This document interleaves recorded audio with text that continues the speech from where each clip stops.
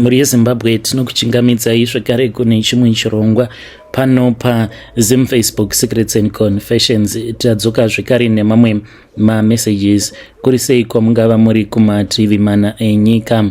Rekedzai tibva tapinda mumamessages edu awo atadzoka takakubatirai. Message yedu yekutanga yakamira sekudai so: hanzi makadi zvenyu mukoma, ndinokumbirawo kuti munge muchindiposterawo nyaya yangu makavika chitupa changu. Ndauyawo pano ndiine confession yangu iyo yandiinayo. Confession yangu yakamira sekudai so: ndiri murume uye zvekare ndine makore 40 years ekuberekwa. Ndinoda kureururawo izvo zvandakaita mushure mekunge ndaona kuti umwe mukadzi wandainge ndakambogara naye ndakazoona mapictures ake paFacebook achiratidza kuti iye ainge ava kurarama upenyu hwakanaka uye ainge atova nemurume uyo waainge ava kugara naye. Panguva yacho iyoyo mukomanashi ainge aine pamuviri. Saka zvakaitika ndezvekudai so: pandakauya muno muSouth Africa mukoma, ndakaita mari ndichiri mwana mudiki.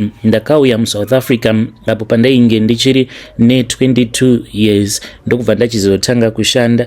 Ndainge ndichishandira murungu uyo ainge aine paprazi ipapo ndipo painge pakamboshanda vatete vangu. Saka vatete vakabva vachizotaura nemurungu apo paainge ava kuti ainge ava kuda kubuda muZimbabwe, ava kuda kuuya kuno kuSouth Africa ndokubva achizouya neni kuno. Saka takazotanga kushanda, akandidzidzisa mabasa akasiyana siyana.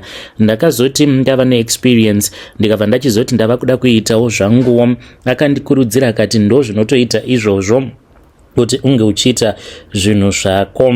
Saka akabva achizoti ainge aine vamwe varungu avo vainge vachida kuita zvematenda. Saka varungu zvavanoita kana vaine madhiri ecorruption avanenge vachida kuita, ivo vanoisa munhu mutema pamberi. Vanhu vazhinji vamunozonzwa vachinzi vakasungirwa nyaya dzematenda, vazhinji vacho vanenge vakasungwa mushure mekunge vaiswa pamberi nevarungu. Saka varungu kungwara kwavo kwavakaita, they make sure kuti they keep their books so clean zvekuti kunyangwe iwewo paunozonzi unenge wazobatwa, ivo vanenge vachiita zvinhu zvavo neungwaru ende vanenge vachiita macash deliveries. Haufi wakamutransferera mari muakaunti make, anenge achiti ndinoda cash, whether iri 4 million munotosangana wotomupa hard cash yake. Kana iye achizozviisira mubank, anozozviisira mubank mari iyoyo ichibuda mumaoko ake because vanenge vasingadi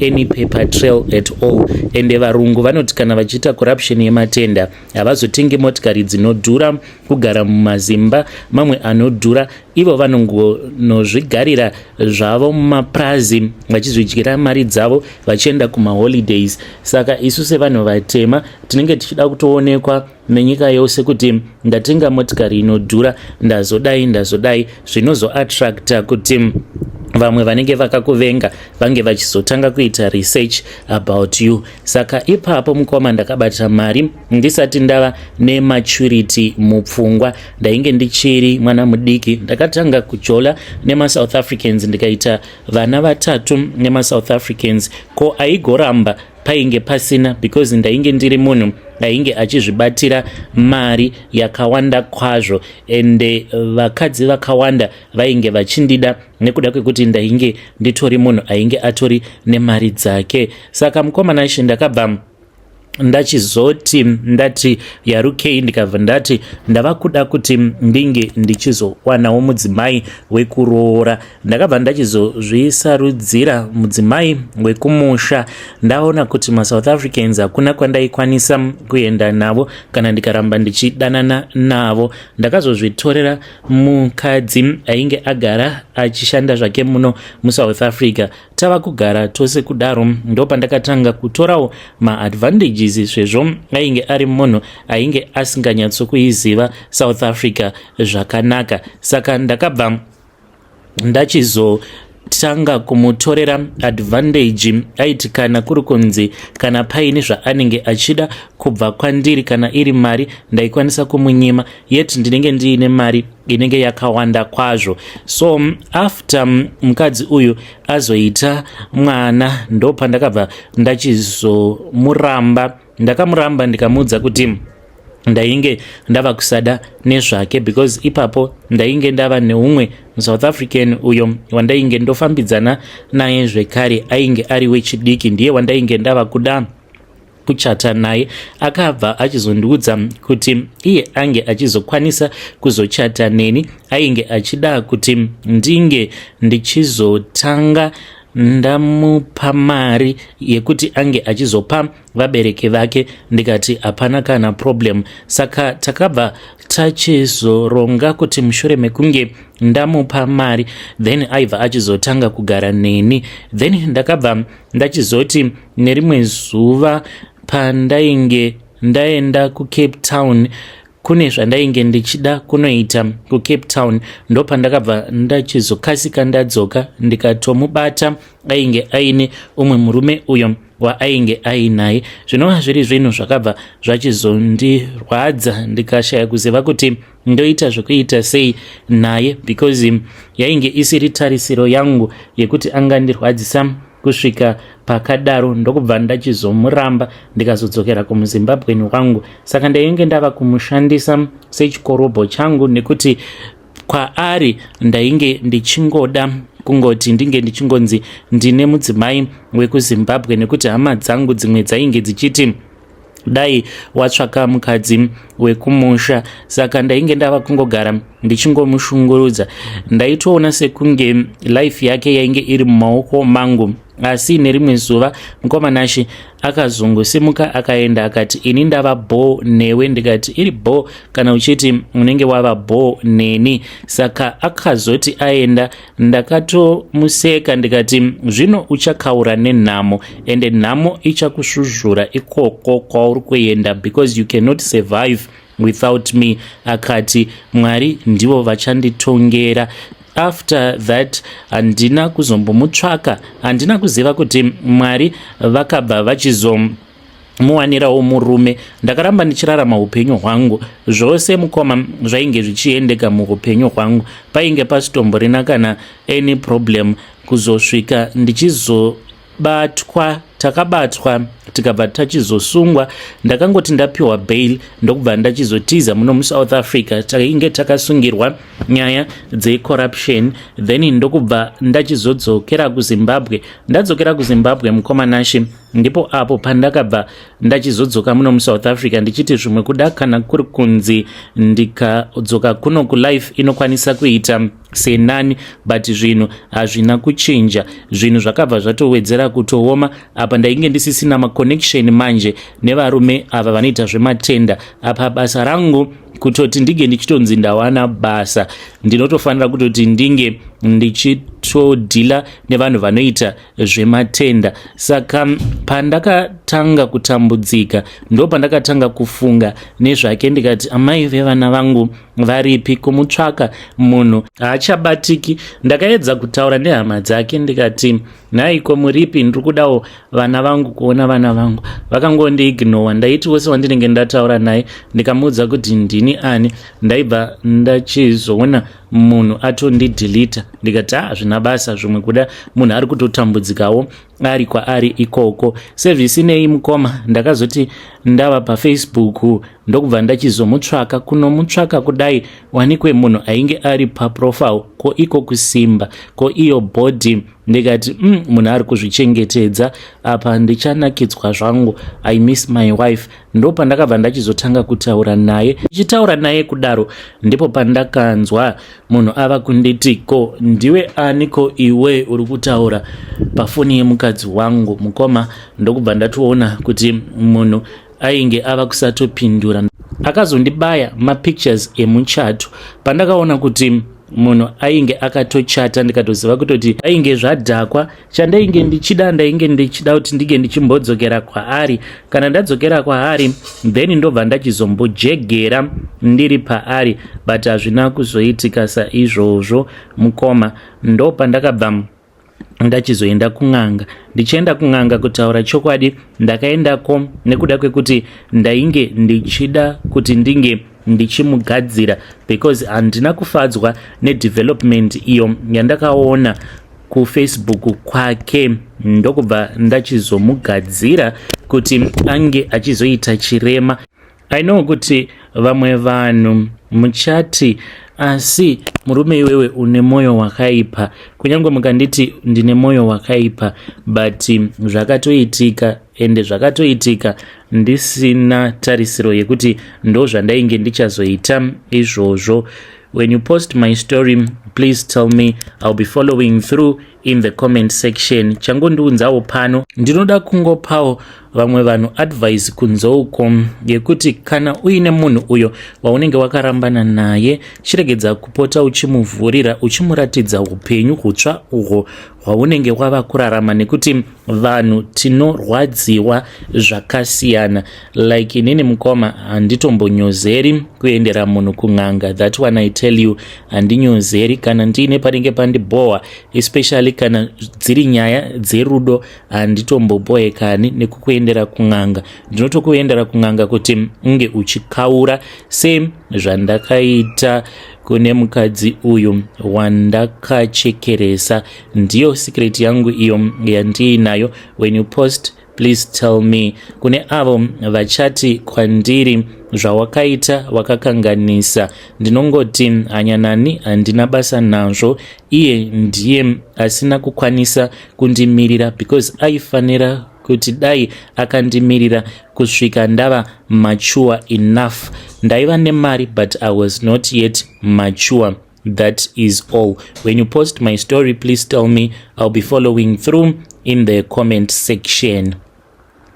Hey, vedare ndo message iyo yandakatumidzirwa ichibva kuna mukoma vedu. Ngatizamei kuti tinge tichitaura navo mukoma vedu ava mucomment section. Zvakangooma hazvo veduwe, hanzi vanhu takasiyana because dzimwe nguva unokwanisa kuti uri kutogona kutoratidza your ex kuti iko zvinozvi ndakazowana umwe munhu anondida, iko zvinozvi ndava nemurume ane mari, but hanzi vanhu tinorwadziwa zvakasiyana. So hanzi you need to make sure kuti waunenge watovharira panze watomuvharira panze. Kana makatorambana there is no need yekuti uswere uchimuratidza kuti now wava kurarama upenyu wakaita sei. Munowirirana nazvo here zviri kutaurwa namukoma vedu ava? Hanzi kunyange mukanditi ndine hutsinye hazvina basa, vari kuti hazvina basa kunyange mukati ndine hutsinye, but ndatongouya pano kuti ndinge ndichitongokudzidzisaiwo kuti dzimwe nguva kana uine munhu waunenge warambana naye, make sure kuti hauswere uchimuratidza life yaunenge wava kurarama. Regedzai tibva taenda panyedu inotevera.